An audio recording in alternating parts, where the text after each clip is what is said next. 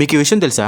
1912 నాటికి టైటానిక్ అతిపెద్ద ఓడగా గుర్తింపు పొందింది. అయితే ఆ ఓడ నిర్వాహకులు ఈ టైటానిక్ అనేది ఇంకా వేగవంతమైన ఓడగా గుర్తింపు పొందాలని చెప్పి ఒక చిన్న స్వార్థంతో ఆ ఓడ నిర్వాహకులు టైటానిక్ ఉన్న గరిష్ట వేగంతో నడపమని చెప్పి సిబ్బందికి ఆదేశించారు.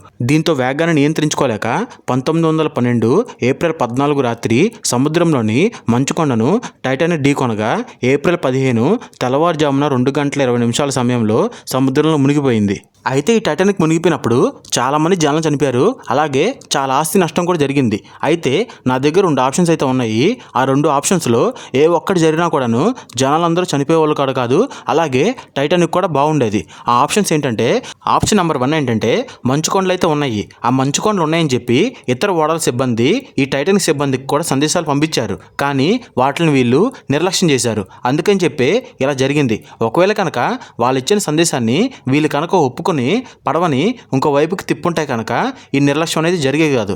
అలాగే ఆప్షన్ 2 వచ్చేపాటికి ఏంటంటే, ప్రతి షిప్లో కూడా ఏంటంటే ఒక పర్సన్ ఉంటాడు. ఆయన డ్యూటీ ఏంటంటే షిప్ ముందు ఏమైనా మంచి పర్వతాలు కానీ మంచి కొండలు కానీ ఏమైనా ఉన్నాయని చెప్పని బైనాక్యులర్స్తో చూస్తూ ఉంటాడనమాట. చూసి ఒకవేళ మంచు కొండలు కానీ ఏమైనా ఉంటే కనుక ముందే ఆ షిప్ యొక్క సిబ్బందికి ముందు ఇన్ఫార్మ్ చేస్తారు. ఇలాంటి అధికారే టైటానిక్లో కూడా ఉండేవాడు. కాకపోతే ఏంటంటే ప్రమాదం జరిగే కొన్ని రోజుల ముందే ఈ అధికారిని అయితే ఆ పదవిలో నుంచి తీస్తారనమాట.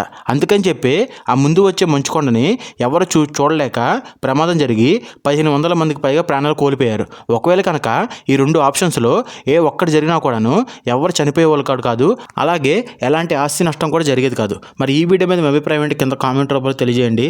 అలాగే మీకు కనుక ఈ వీడియో నచ్చినట్టయితే ప్లీజ్ ఈ వీడియోని లైక్ చేసి మన ఛానల్ అయితే సబ్స్క్రైబ్ చేసుకోండి. Thanks for watching video.